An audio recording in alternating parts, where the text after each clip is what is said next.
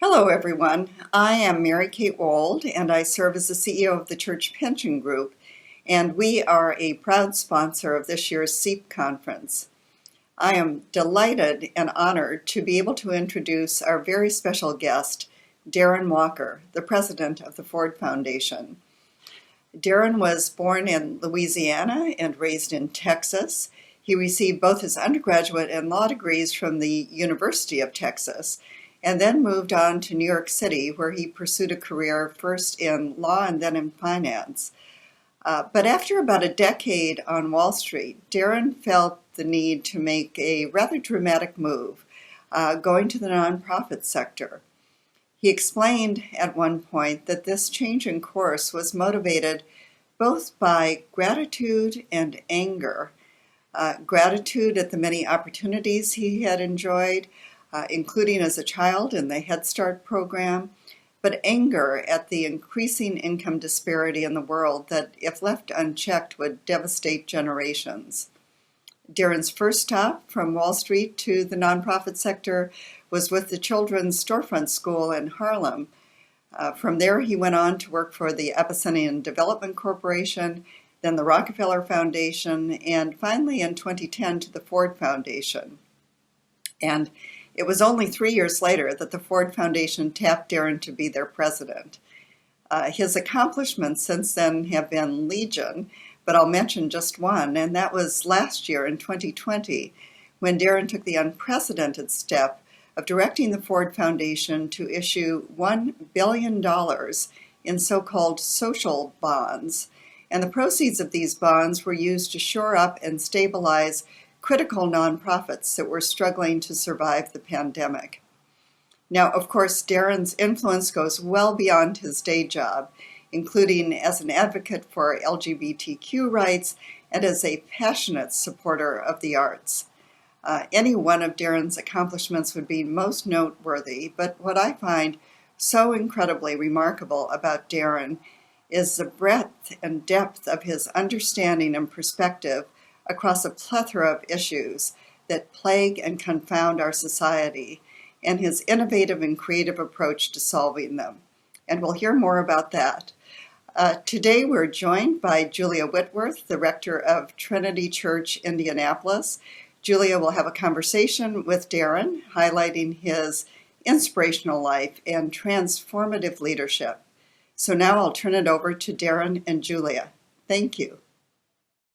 It is my privilege today to introduce our keynote speaker, Mr. Darren Walker. Innovation will be a primary focus of our conversation today.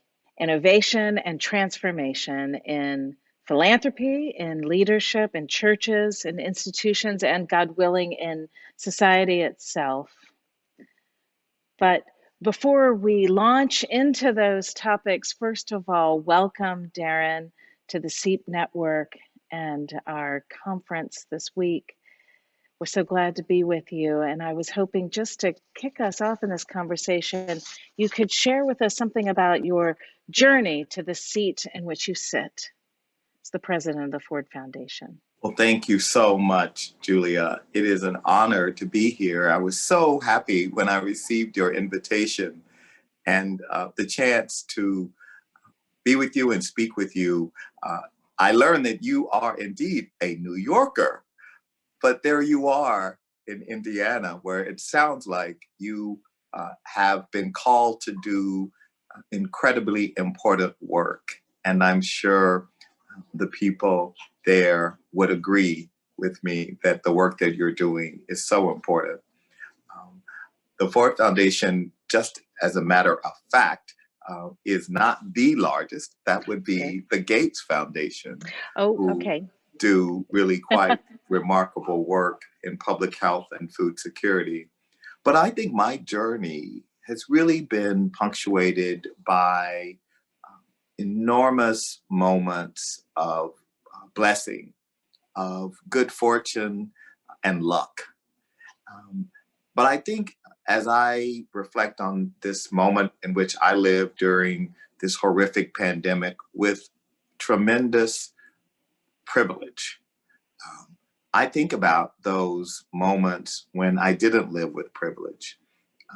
when I lived a very different world and a different time, and how that has impacted how I see the world from the vantage of privilege. Growing up in a house with a single mother and 4 children, always on the edge, left traumatizing scars in ways. I mean, when one, as a little boy, is waiting for your mother to pick you up after school, and you're there for hours, and only to find in the dark that what happened was her car was repossessed, and so you had to walk home. Or coming home and finding the lights off because the electricity bill couldn't be paid on time. Or working as a busboy at the age of 13 and experiencing what it is like to be invisible in a room where there is bounty, where there is privilege, where there are things that are out of your reach, and your job is simply to walk around the room, not expect to be acknowledged, your dignity, your humanity acknowledged, and simply take care of those who are privileged enough to be able to pay for dinner in a nice restaurant. Those experiences helped shape me and are with me on my walk every day, on my journey every day. And as I now live in a world of enormous privilege, I'm reminded of my journey and the people who so often live as I did on the margins, without any cash in the bank, without any real assets to give them resilience in the face of an economy that has marginalized them, or a pandemic that has brought to an end their livelihood. So all of these experiences are with me every day, and I feel blessed that I had those experiences because they keep me grounded today. Thank you. For our viewers at home, of course, I have a list of questions, but I'm already inspired to throw those out and just ask another one. I just, as listening to you speak about dignity and being grounded, I'm reminded of an article I read about how you changed the entrance to the Ford Foundation to make it a more approachable foundation for the people. Could you talk about that? That wasn't on the list of questions. That's fine. We were meant to have a real conversation, A real not a scripted conversation. dialogue. And I That's think right. that this way in which our institutions, whether they be cathedrals for religion and Christ, or whether they are cathedrals to philanthropy and charitable giving, they often can be intimidating. In fact, I was told by Kevin Roche that the design of the Ford Foundation building was supposed to be intimidating. It was supposed to be imposing, because he wanted, and Henry Ford II, who commissioned the building, wanted it to make a statement that the Ford Foundation in 1965, when this building opened, was an important, formidable force in the world. And architecture, as it is with religious symbolism, religious architecture and design, was meant to telegraph that to the visitor. Mm-hmm. In my world of philanthropy, though, that actually is not the message, especially as the foundation in recent years has taken a turn to be more actively associated with movements for social justice, with movements for Black lives, with recognizing the ableism that was actually designed into that building, because the building on 42nd Street, the entrance was not even accessible if you were in a wheelchair, for example. And so we needed to transform that, recognizing it's a landmark. And so, as you know, with churches, it's not possible when a building is a landmark to actually do, serious changes to certainly the exterior. But there are things. And so what we did was to widen the doors, to make it very clear that the building is fully accessible. But also, I think about the experience. When I worked in Harlem as a grant seeker, I visited the Ford Foundation in 1997 for the first time. It was an intimidating experience. Very few people smiled. I don't recall anyone saying, "Can I help you?" And that is quite typical of large foundations. And part of it is because we spend so much time with grant seekers, with applicants, with people seeking resources, and our ability to fulfill those requests is quite small. So we needed to recognize that the Ford experience, and what I wanted was a different Ford experience. And so we took some of the theory behind hospitality and the way hotels and places that are service sector industries, how they are designed and operated and run and managed. So today, when you walk into the Ford Foundation, everyone in the lobby says, "How can I help you?" We have taken what was a group of offices and turned them into sort of an open room with free coffee and beverages, and you can plug in your computer and anyone can walk in and use the garden and the signage, which there used to be no signage other than a discrete, small, and literally 14-point font, Ford Foundation, all there was on the entire building. And people used to press their noses against the window, looking into the atrium to try to understand what was going on there. So now when you come, there is signage saying, "Welcome, please come in. The public is welcome." And I think that has, certainly from our visitor feedback and the surveys we've done of visitors, has indicated that it does matter. How people are treated really matters. And even though most people who come to the Ford Foundation are told no, or actually told we probably can't give you a grant, what I want is for them to leave feeling that they were treated with dignity, that they were acknowledged. And so it's really exciting to see. It's so interesting to me because so many of the aspects that you named are challenges and opportunities for churches, and that particularly, I'll say, Episcopal churches miss in our desire to be elegant, to preserve our beautiful architecture. We don't do signage well, access well, and God love us, sometimes our folks are not as welcoming as they should be. And it's imperative for churches to take a good hard look at their hospitality and as a question of evangelism, but also central to promoting dignity, which is actually written into our baptismal covenant. So, but these are hotly debated things: changing signage and creating disability access. Thinking about landmarked buildings makes me think about preservation.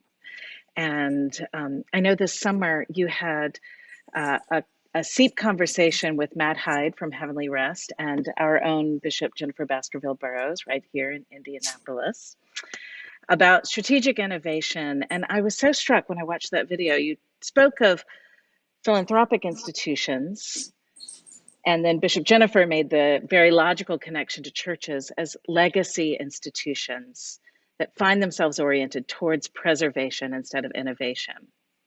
I'm wondering if you can share with our audience some of your thoughts about what you call the calcification that happens when we're oriented more towards preservation and innovation? Well, Julia, I think that this is one of the most important challenges for institutions like yours and mine today. And what I mean by that is we have existed for long periods of time. Now, obviously, the Ford Foundation, relative to Christianity, is a newer phenomenon. But what I will say is, as one of America's oldest foundations, we are a legacy. We carry with us that tradition, the heritage, a theology of philanthropy, if you will. Mm-hmm. And that has over time made us an institution that sometimes worries more about risk, preservation, and less about innovation and risk taking, which was what we were founded to do. And so I think that as institutions become more successful, as they over generations have a history that is created, there is a tendency by the stewards of that history to feel protective of it, to feel defensive sometimes about it, to feel unwilling to really interrogate it, to excavate from that history what is with us today that we need to rid ourselves of, because we're proud of that history. We feel that we stand on the shoulders of people who have come before us and who have invested in the history and who have made possible the privilege of being able to lead credible institutions that have impact, institutions that give us status, that give us identity. And so to challenge those institutions from within is very difficult.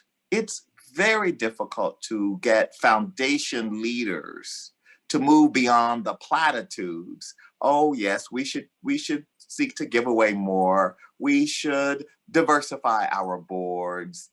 Yes, they will. So those sort of easy things, sure, people will.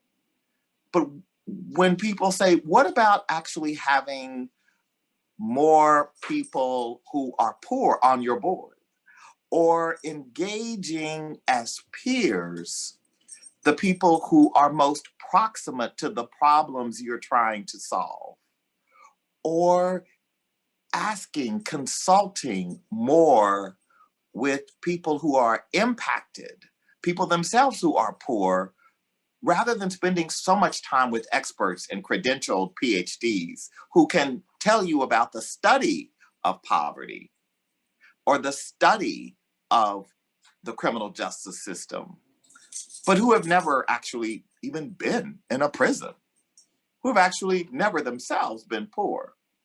So these are the kinds of radical interventions we need in my sector that are very hard to come by.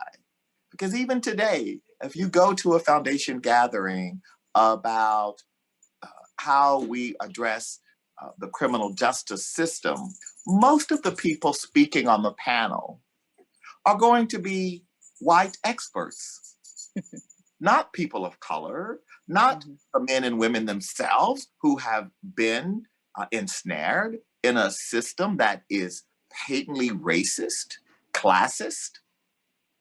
And so we have to challenge ourselves, and that's hard to do. I'm wondering, I mean, just the challenge to look at our governance structures and think about how representation matters. How do we avoid tokenism? How do we avoid that, just doing it on the edges, but keeping the power still in the center, which is, as it has been historically, white, historically cisgendered, historically, hetero and male, but also in inviting the people whom we hope to serve into partnership to get past that really impossible power dynamic. Can you give examples of that? Well, I think the way to do that is by acknowledging that power is at the center of the challenge. Because the resistance to change, whether it be in a church, in a foundation, at a university, in a corporation, is because incumbency is about retaining power and incumbents, in spite of, as I say, the performative words that come out of their mouths, are often interested in the token measures, but not the transformational measures. And this is today what we are struggling with in our society. I experienced this on some of those boards that you enumerated, where I am the only African American, or I am the only queer man. And I say quite explicitly, and have said to people over many years in some cases, it is time to move from tokenism to transformation.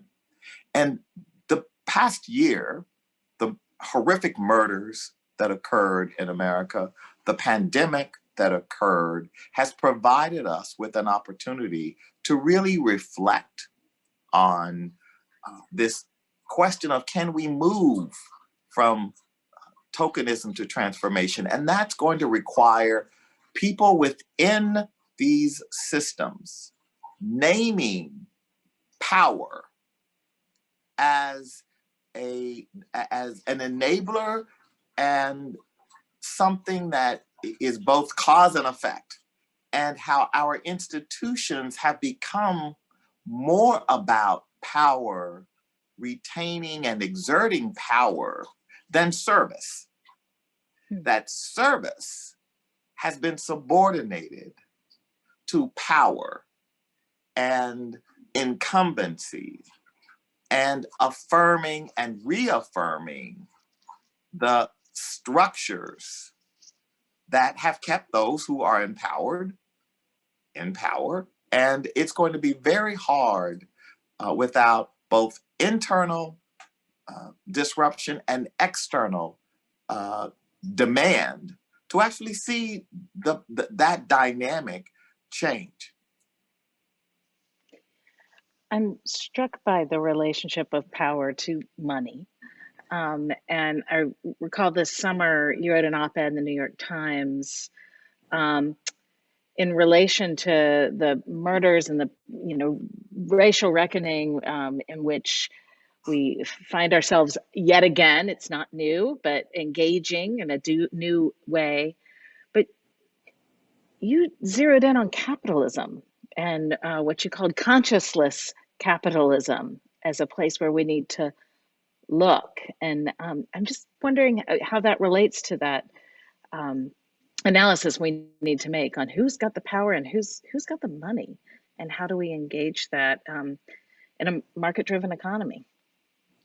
And understanding that market-driven economy is the backdrop for all of our institutions, our systems, our structures, our culture is shaped by that idea of capitalism.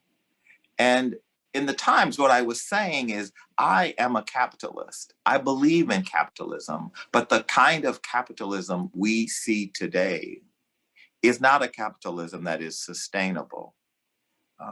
And I would like to give capitalism a chance to prove that it can demonstrate that it has a conscience. But we've actually never had real capitalism, not in the Adam Smith style of capitalism. I mean, as capitalism was envisioned. I mean, we didn't have capitalism in the 18th and 19th century. How can you have capitalism in a system where labor is free? That's not capitalism.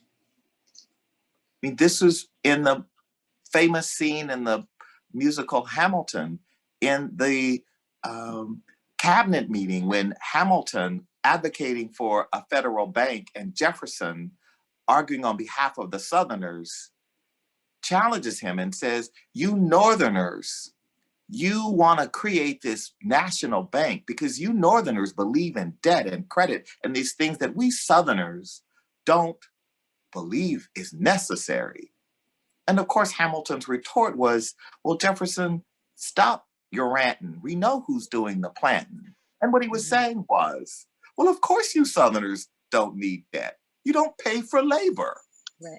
And so, but that's not capitalism. It wasn't capitalism in the 20th century to draw maps around Black neighborhoods and say, we won't allow capital to flow to those places.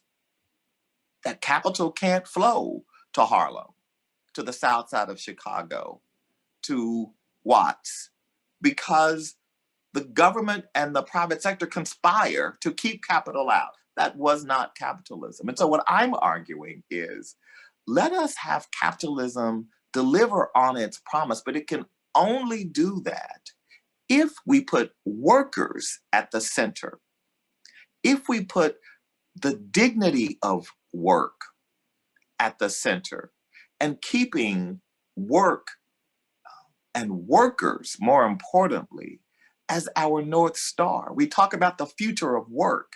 I'm less interested in the future of work than the future of workers and how workers have dignity.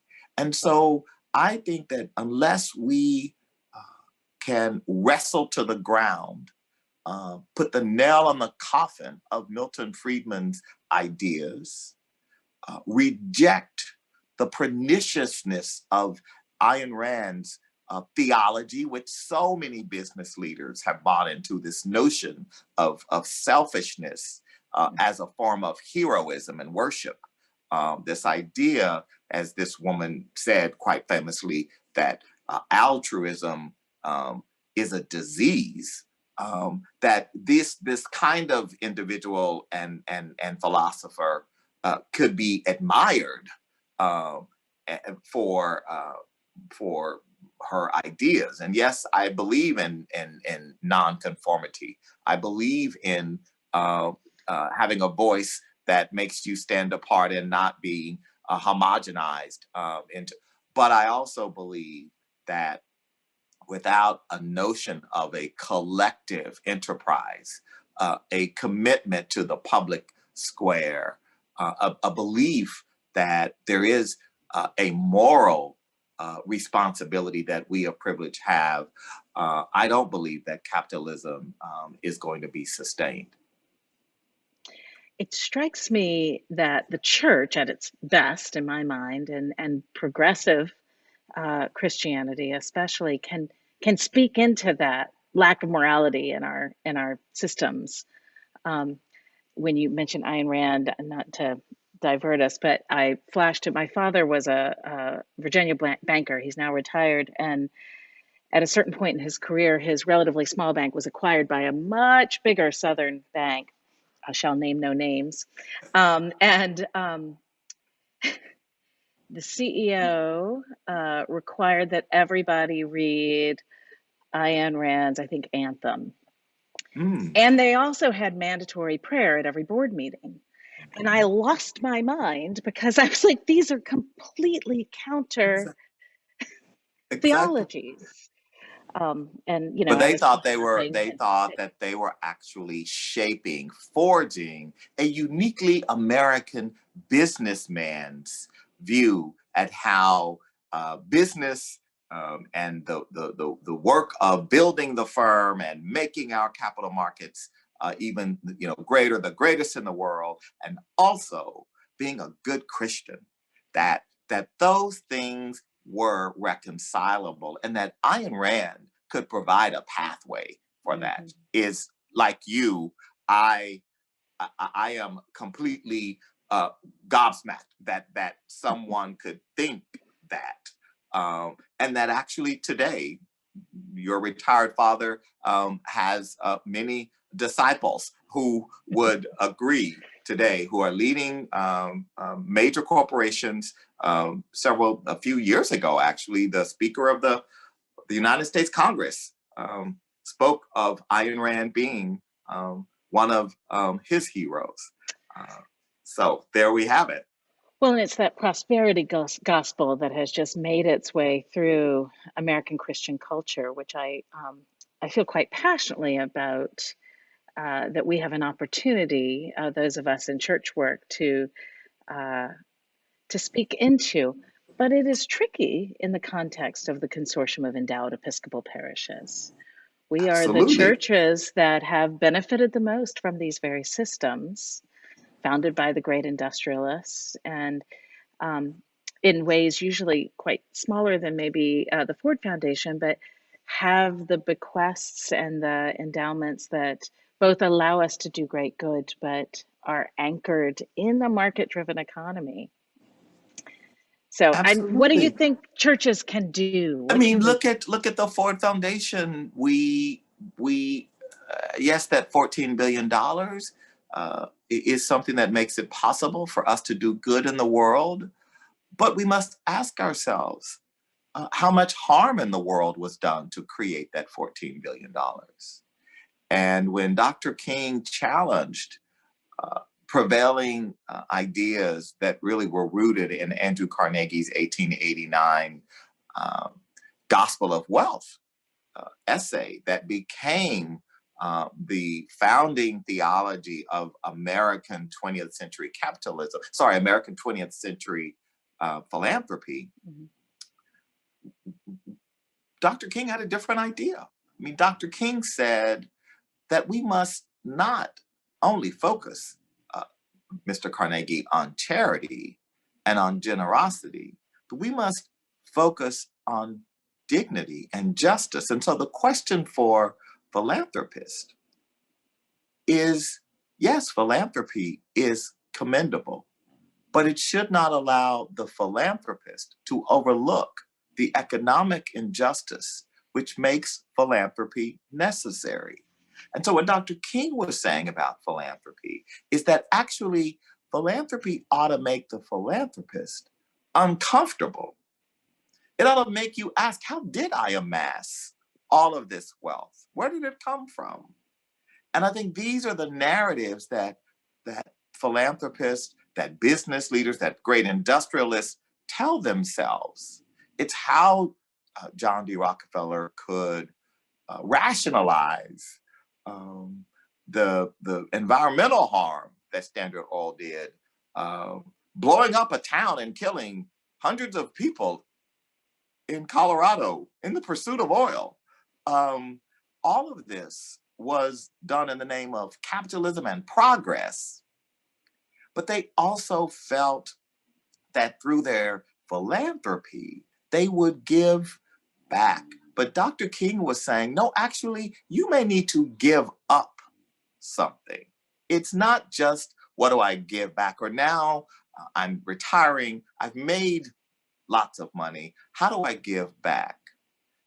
And I think the question today, especially for those of us of privilege, because there is so much inequality in the world, Julia, how much and what should we be willing to give up? That's the question. And that's a question that those of us who are in pulpits could be asking our people, but it's a hard one to ask sometimes, asking people to be uncomfortable and sacrifice. It's the Jesus question. Indeed, It's a but hard this one. is what Jesus asked us to do. Absolutely. This is Absolutely. not a new idea. This is not something No. that you and I are confronted with and are befuddled by. This was something that the earliest teachings were intended to interrogate us about in our souls, in our spirits, in our conscience. And I think the challenge in modern society today is because we live in this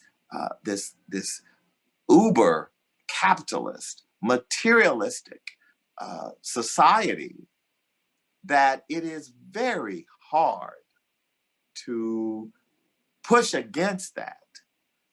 It's very hard when wealth has been exalted and people of wealth have a status that gives them such privilege that of course it's hard.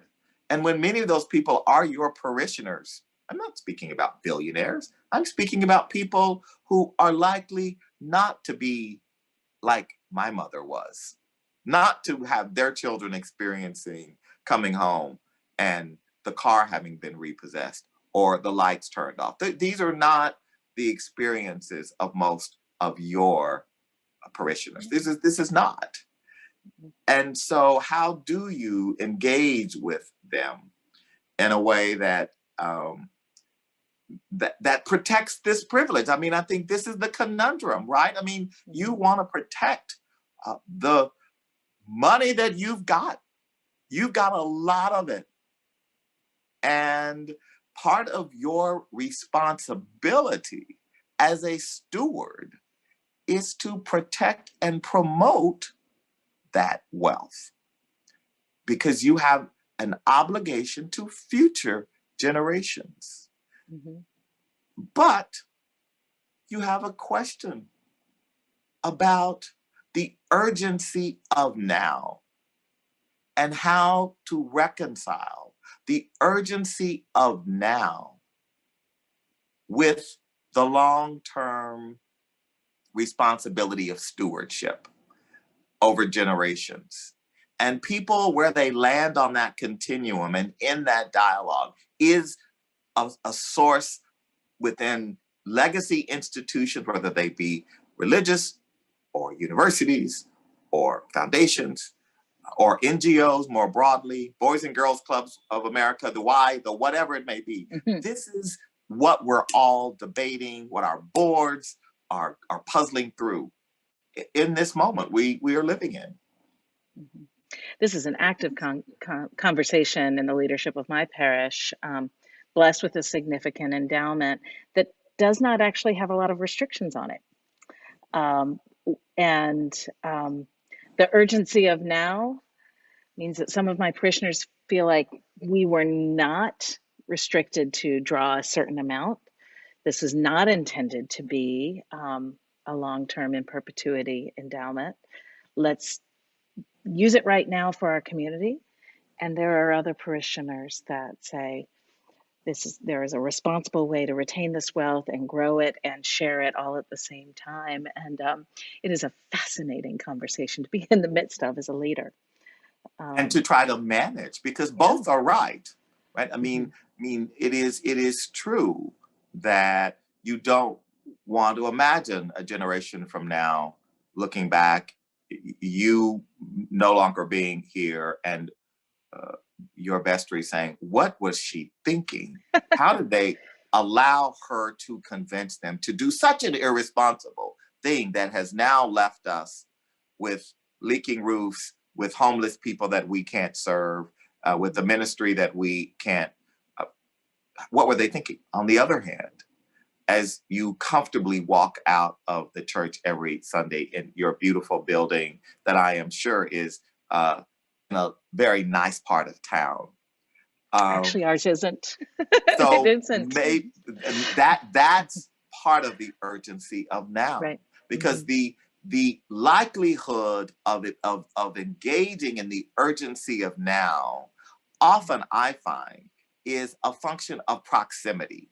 Mm-hmm. Proximity to the actual problems.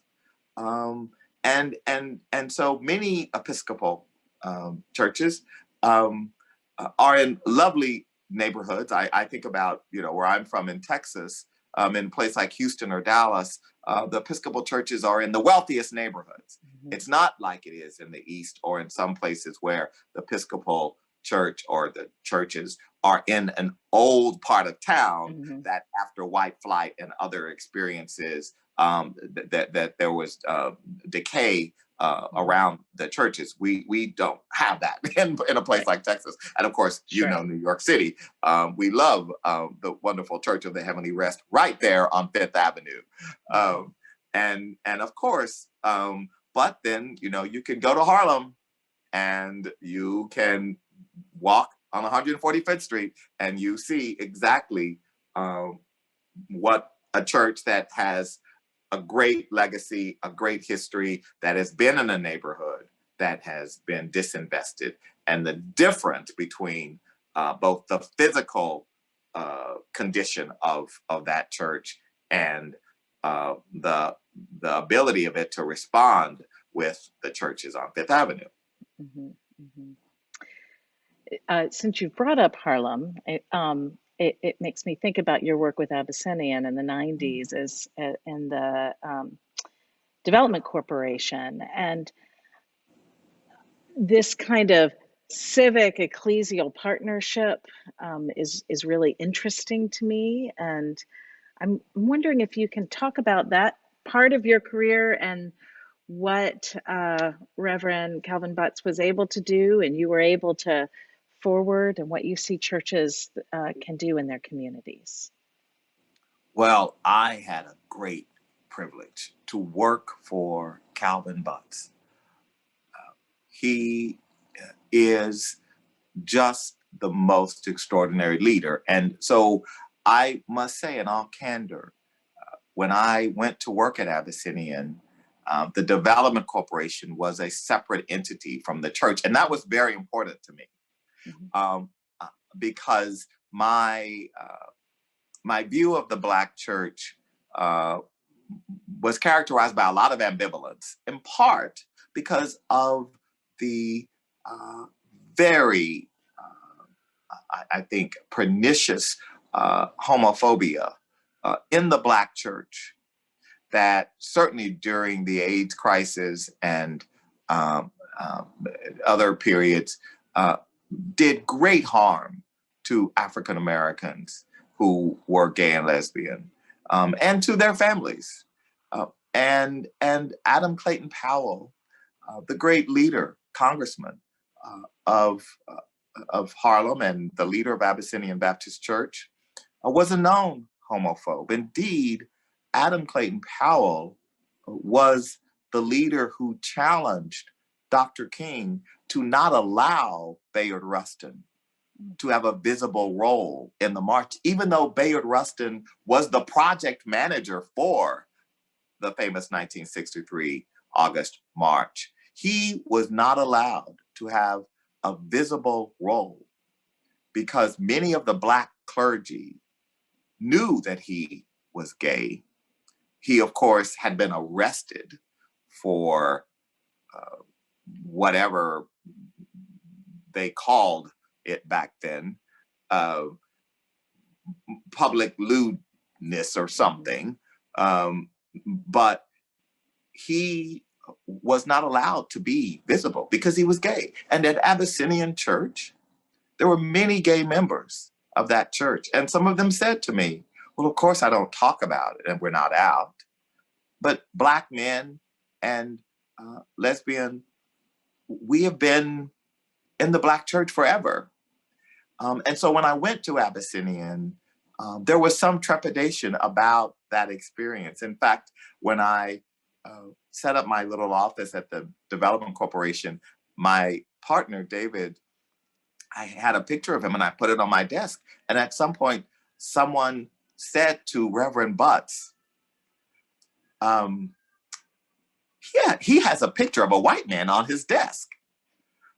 And Reverend Butts said to me, do you have a picture of a white man on your desk? And I said, yes, that would be David. And of course, in typical Calvin Butts way, he said, well, when am I going to meet him? I mean, it was a, you know, but this was the reality. But the work of the church is what brought me to Abyssinian. And then it was the church itself that that hooked me. He, especially Calvin Butts. But the work in Harlem, the redevelopment of that community, it's hard now in 2021 to believe there was a time when it was difficult to get people to move to Harlem, but there was, and it wasn't that long ago, actually. And when I went there in the early 90s, the Development Corporation was really just getting off the ground. There was a comprehensive plan. As you remember, there were literally thousands of units of vacant, burned out, left behind real estate that the city of New York owned due to tax foreclosures. And so they had taken all of this property, but they were desperate to give it to institutions like Abyssinian to then take those properties and develop them, which we did. But it just shows that it is the resilience of the Black church over centuries that has sustained and made possible the experience of African Americans to this day. And in fact, Henry Louis Gates has a terrific PBS show that is out next week on the Black church. That's quite powerful. And not just because the Ford Foundation has funded it, but because it is rooted in a historical narrative that is authentic and genuinely, I think, demonstrates the centrality of the Black church in both our cultural and political and spiritual life. One of the things that I have been so struck by moving to Indianapolis, a very diverse city, and being a smaller city, the neighborhoods are very close, the affluent and struggling neighborhoods, and it's a very racially divided city, as most are in the United States. But working to humbly enter into partnerships or resume partnerships with Black churches in my neighborhood is something that we have been working on. There were some real divides around the time that we began openly ordaining LGBTQ clergy, and also officially we're conducting gay marriage. But there's so much healing and progress that's been made, and we're in this moment and an urgency of now with the pandemic and with a renewed attention to racial justice, that it seems like there's an opportunity for partnerships across this most segregated hour in America, as Dr. King said, and also partnerships, the churches that are serving in their neighborhoods with corporate institutions, with not-for-profits, with foundations, and with government. And that's not a question, I'm just inspired. Indeed, no, and it's true. And you know, I have always had an interest in Indianapolis because one of the most famous Harlemites was from Indianapolis, Madam C.J. Walker. Mm-hmm. As you know, she is probably the most famous Black woman entrepreneur in America until Oprah. And she was a humble homemaker in Indianapolis before she started her company, which of course brought her to the Mecca of Black America. And she was a great part of the Harlem Renaissance. I think the question of partnering is one of the seminal opportunities and challenges, because partnership between institutions that are traditionally powerful, have resources, have a currency in the systems of power and the systems of governance, with organizations that have not had that privilege. And so I'm speaking very specifically about partnership between Black churches and white churches.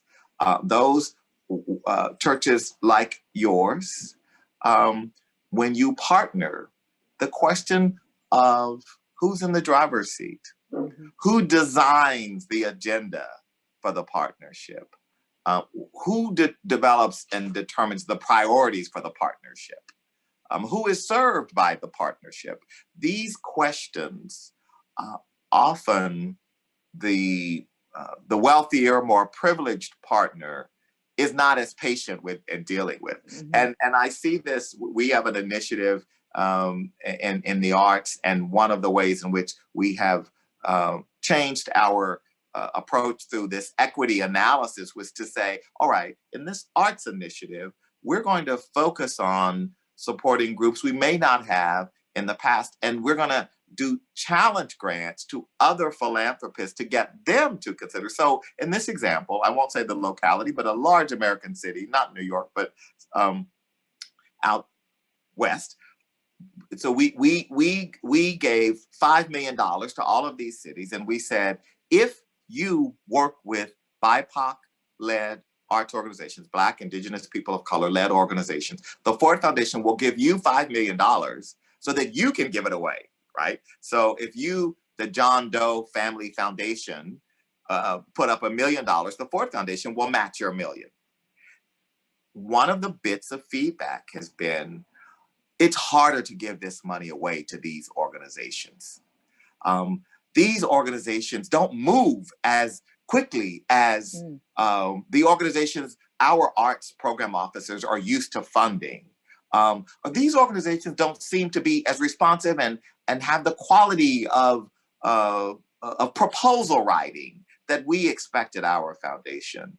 So there's a number of bits of feedback that where they are saying, you know, this is hard to do for us. Can we go back to being the way to giving to the groups that we traditionally give to? Because if you want us to give to these Black and Latinx organizations, they're just harder to work with. My point is, that's what power looks like when it converges with equity and fairness.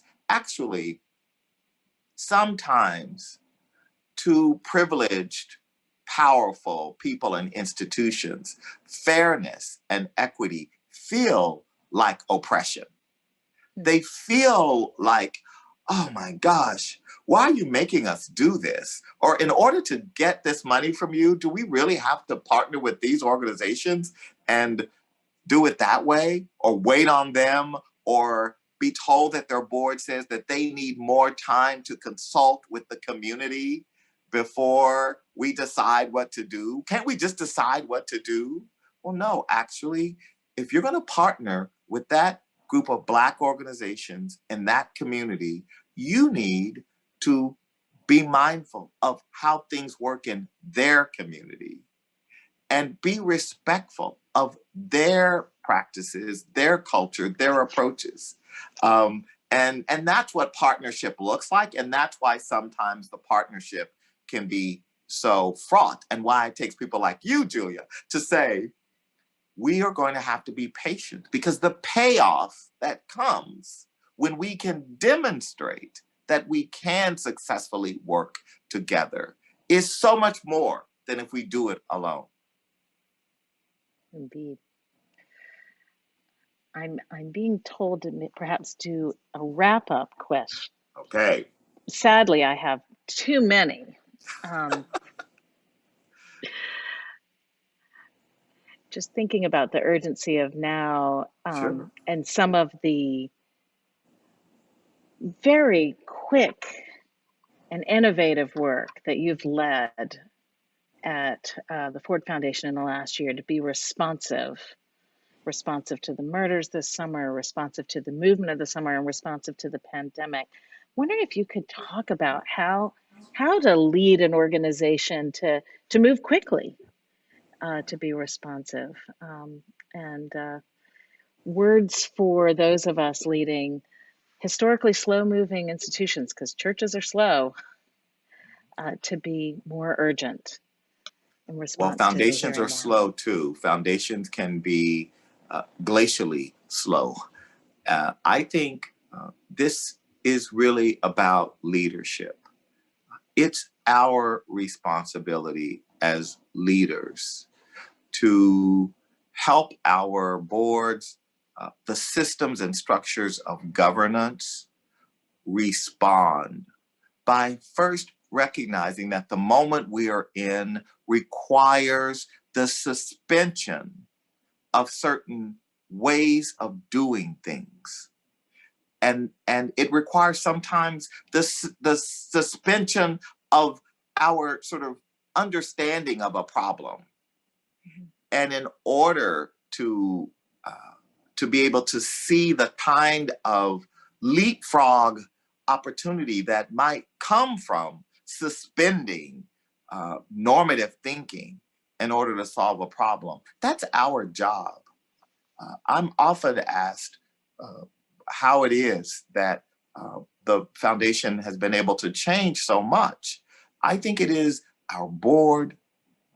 I think it is my ability and my responsibility to help them see what needs to change and to listen to them and to approach this not with a conviction that I have the answers, but with some curiosity and humility, but to also name what the barriers are to innovation, to doing the big moonshot that can get us. I've often asked, many people said, oh, well, this social bond idea was such an innovative idea and it was so unusual. You've got an endowment. You can issue a social bond. The churches can issue social bonds. I suggested at a panel to audible gasp, but why wouldn't Harvard and Yale and Stanford and Princeton, given the inequality between the historically Black colleges and universities and those, why wouldn't they issue a social bond? Why wouldn't they? Why wouldn't they collectively say, we're going to issue $1 billion social bond? Because they can. They have the authority. They have the capacity. And yes, it means that across their tens of billions of dollars, there would be a $1 billion liability in 50 years from now.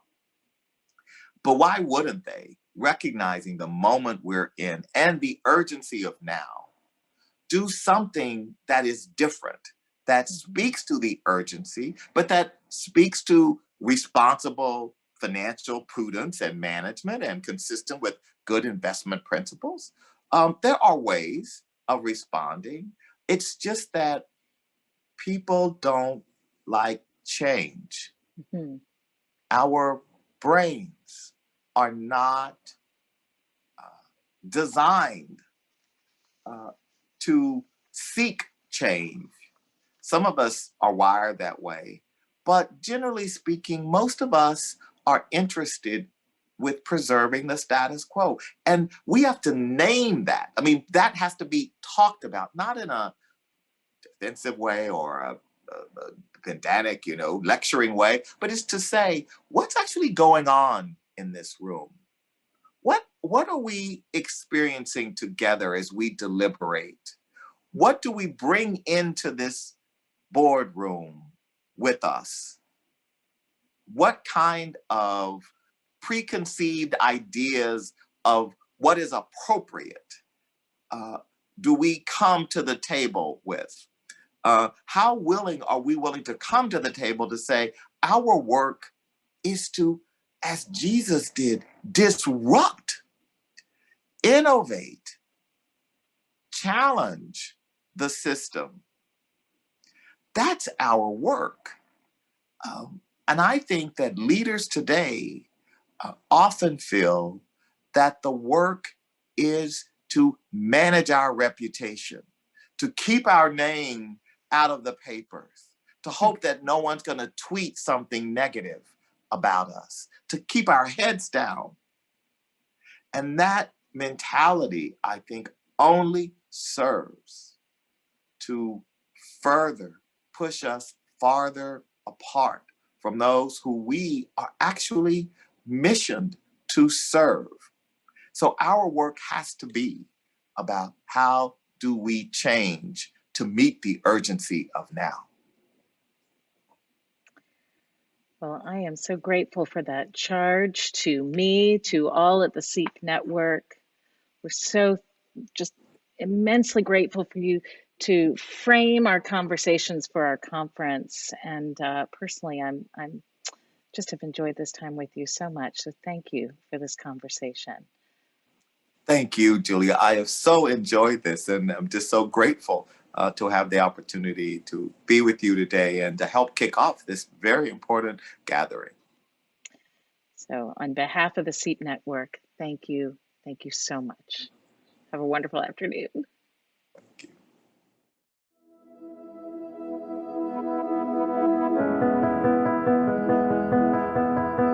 Welcome, everybody. We're kicking off a phase 2 of a series of programs we had called Insights and Ideas. We're not advocating just for the interests of the church, we're really advocating for our values. Anyone who's considering coming, it's worth the effort.